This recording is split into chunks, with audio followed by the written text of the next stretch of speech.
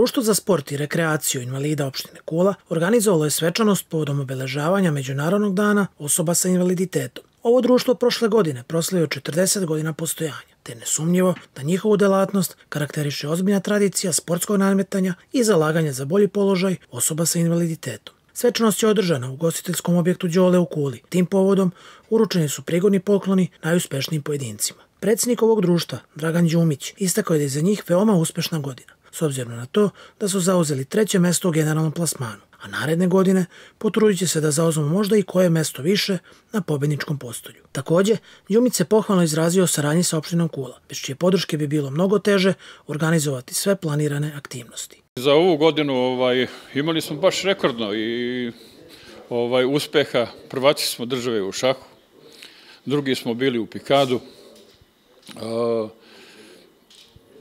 prvaci Vojvodine u atletici, drugi u visećoj kugli, drugi u plivanju, drugi u streljaštvu, u Vojvodini isto.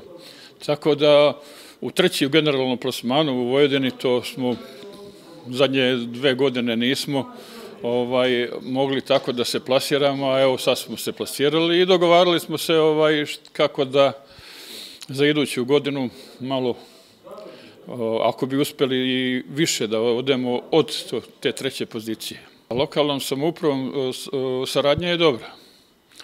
Sredstvo za sport smo dobili na vreme, tako da smo sve te sportove mogli na vreme da pripremimo i da ih odradimo i da napravimo rezultate.